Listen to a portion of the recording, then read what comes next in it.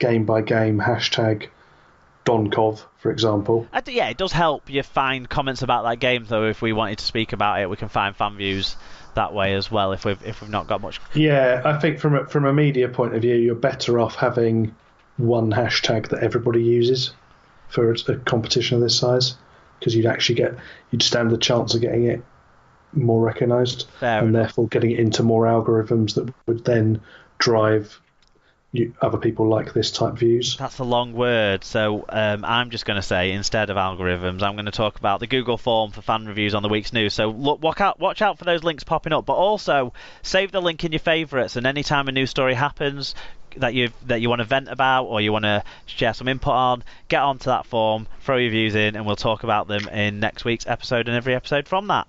Excellent. That's the news, Tim.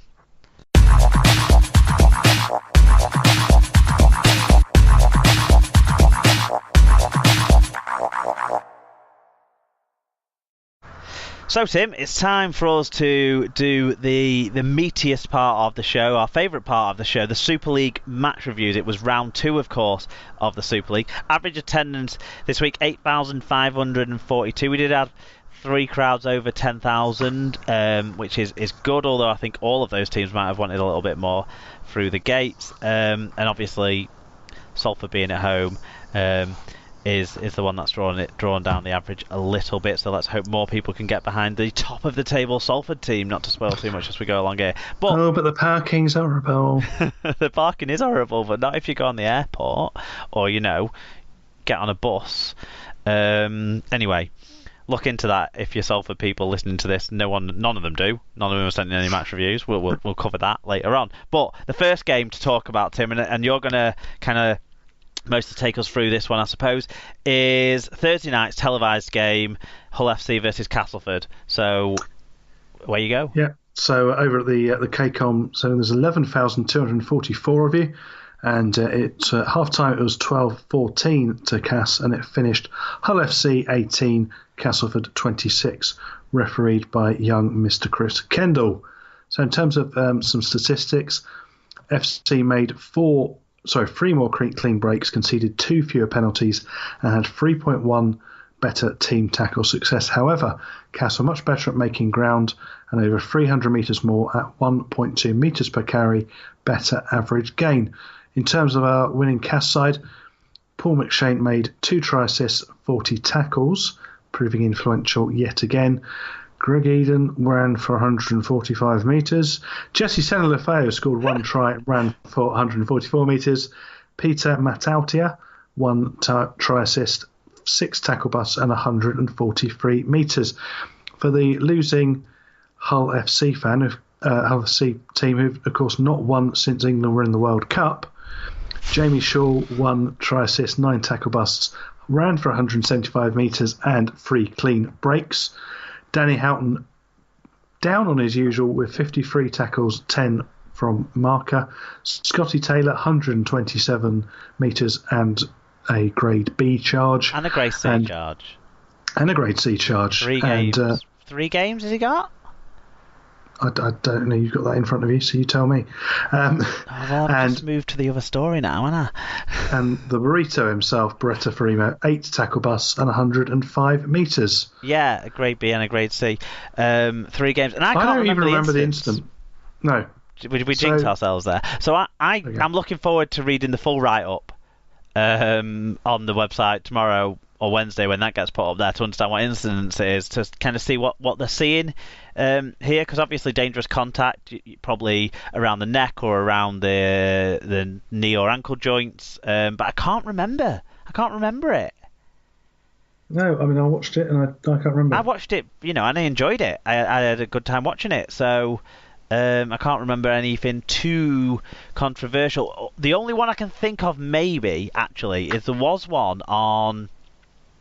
obviously, Mitch Clark got injured, but that looked like totally accidental, so I'd be surprised if it was that one. But there was one on... who we were just talking about, Paul McShane. There was one on Paul McShane that looked a little bit maybe borderline. So could it have been... Was it Scotty Taylor who did that one, maybe? Yes, I think it was, yeah. So that will be one of the charges, I think. Right, let's get into the fan views then before you sort of give us your take on who were the star men and what caught your eye in this game. So you can start us off with what Carsten had to say about this. Of course, Carsten was the first in. Jake Connor brought some X factor back into the black and whites, but the Tigers' defence in the second half was very good. The ankle tap by the Peanut in the first half was classy, and Radha's coming under some real pressure now. 13 and counting. Tom Andrews says between India and Bangladesh there's a place called Sundarbans, when there is a massive tiger problem with them killing up to 50 people a year. But those stats are fuck all compared to the 17 men mauled today in West Hull by a pack of injured tigers. The attack also left about 10,000 witnesses emotionally scarred, with many blaming the 17 victims. 13-minute silence will be held in due course. If that isn't review of the week, we'll have a decent standard. Wakey White said, very enjoyable game, a proper arm wrestle up the middle with plenty of skillful play out wide. Cass were a bit more disciplined and just about did enough to deserve the win. Truman putting in a great display to soothe the worries of any Cass fans missing Gale. For Hull, I thought Connor looked dangerous on the ball, but man of the match goes to Kendall for putting up with the clueless Hull fans booing him for 80 minutes. Yeah, well, should we just touch on that a sec? A lot of people seem very against Chris Kendall, and I think he's one of the better referees. He's sort of someone who's come through the system, so I've seen him up close a few times, and I think he's generally one of the fairer referees. I think people do get on his back, but I think he's generally quite good.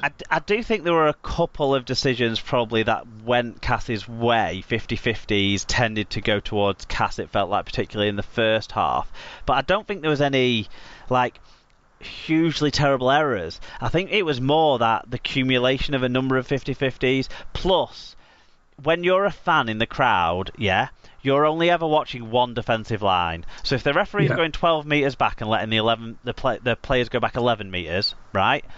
Because they're stood in front of the referee, as a home fan, get them onside, thinking they're all offside, not noticing that the exact same thing happens when the other team. When the other team have the ball and your team are allowed to do exactly the same thing, and that builds up the frustration when you add in 50-50s not going your way. So I think that's probably where it came from. But yes, they did make him out to be way more of a villain than they needed to in this game. That's for sure. Yeah, I mean, you've got 17 other people who I think, 18, that probably have got more control over it than perhaps Mr. Kendall. Anyway, and to be fair, this next Hull FC fan does touch on that side of it. FC Page says, which sounds like a sort of minor, sort of intramural student side, doesn't it? Those sorts of names like I can't remember, was it Dynamo Kebab, for example. Well, another game, another loss. You could see in the first 10 minutes we was a team who lacked confidence. Time to get rid of the deadbeats in the team, starting with Griffin, Tumavave, Manu and Minicello. We're missing an offloading prop like Watts, some stupid penalties given away, which gifted Castleford, and for Kendall, well, there are no words. At Tom HKR, I'm sure you've got something to say. You can be so annoying. I thought it was funny, Paige. I thought it was funny. To be fair, Tom did take Paige out for a date night this weekend in Leeds to make her feel better, and I'm hoping that Paige had better luck at the crazy golf than her team do at Rugby League. Adam Conley 87. Maybe we should keep a score going throughout the year of who has the funnier review week on week, Tom or Paige, and then whoever we adjudge over the end of the season has to do some sort of thing. It's cracking. I can't wait to hear about the speeches at their wedding. It's going to be brilliant. Adam Conley 87. We can get them recorded. I hope so. Live streamed on the Super League Pod Facebook page. Adam Conley 87 said, a solid win for Cass against a determined Hull FC. The Tigers seem to be a different animal this year in defence, and the left edge is looking as dangerous as ever. Promising signs for Cass, and with a favourable fixture list, they could be the early pace setters. Hull, on the other hand, are still lacking a bit of quality, and an injury to Connor or Shaw, and you question where the points to win games will come from. Fat boy Rob, boy with an extra eye in this week. Well, yeah, I suppose he's normally only got one eye that's amber and black coloured anyway. Cass will play better than that and lose this season. Defence wins matches and Cass defended for their lives at times. Shaw was excellent. He always does well against Cass, and it won't be long until FC get the win. Other than being at fault for Connor's try, Jesse was very good. The rest of the pack looked very tired at times. Truman had another decent game. Yeah, I definitely agree with that one. Areas to improve, but being 6 points above the cheats is good. The 6 points above no one. Big No Sec said, Cass did not perform as they can, but didn't have to. Kiss. Thanks, Big No Sec. Oh, lovely. Phil Nadin, who's a Hull FC fan, says, a better performance than the first game from FC, still lacking ideas in the last 10 and goal line attack, but fast-moving attack with offloads did look good and did open up Cass a couple of times. Cass played well and still got the attacking flair that punishes weak defences. FC need to work on cutting out mistakes with the ball. Kendall didn't have his best game. Joshua's granddad, the Snake made a definite improvement in attack and would have had a second had Watts not just run through Westy. Naive defensive play allowing McShane dabs through again and again. Kendall showed why he is Fat Boy's favourite ref. And finally for tonight, Paul Chamberlain says, same squad, same team and same coach, same results. There's nearly half a season without a win. In terms of changing the squad, Pearson has proven to be full of BS, so it looks like Radford will need to go for improvement. Hull look like a side that has just gotten old overnight. McShane and Watts were outstanding, with Watts doing big minutes and looking England class. Fair shout, fair shout. So what did you make of... What did you... I think that the scoreline was probably closer than the game overall, and I think that Cass just had a bit more organisation about them, bit more quality overall. I thought the forwards really stood up for them and kind of gave them a bit of oomph and a bit of go forward and won that battle definitely. I mean, McShane was McShane. Liam Watts was better, and I think he has improved since he's been at Cass. It has sort of driven his game on a little bit, and he has taken him to another gear above where he was. No penalties again from Liam Watts 2 weeks in a row, and this was a big test of that discipline. I agree with what you're saying, basically. Because let's be honest, if you'd seen a Liam Watts card in this game, you wouldn't have been hugely surprised. No, exactly. Given his temperament in general or previously, and that it was and the way he left and the acrimosity that was around where he left, you wouldn't be hugely surprised. So fair play to him for not giving away any penalties again.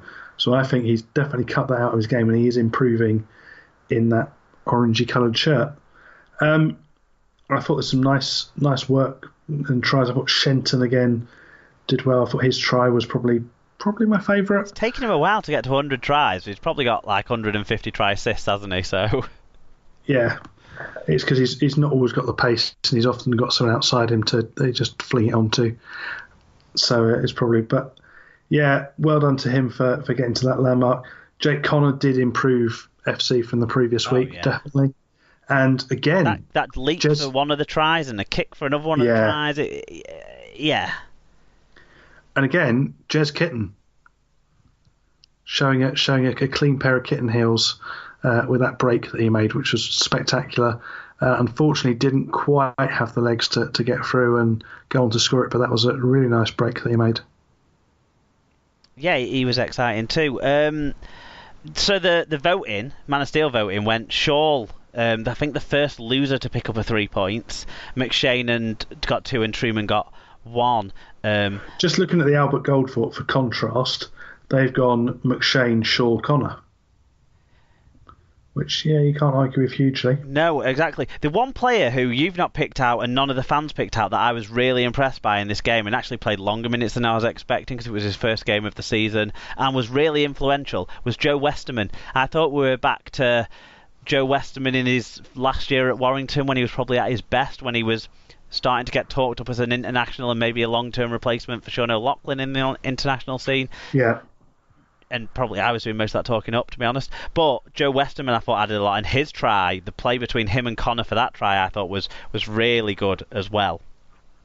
What were your, big highlight moments? Someone mentioned the Matautia ankle tap when Shaw got through. Great play by both the fullbacks there. Was that one of them? That was definitely one. I think, as I've mentioned, the Jez Litton break. I really enjoyed seeing that as a bit of fight back and something they needed. I think he's in the right role coming off the bench at the moment. Oh, yeah. I think that's definitely suits him and suits his game, and I think that's something. I think the temptation will be to move him straight in and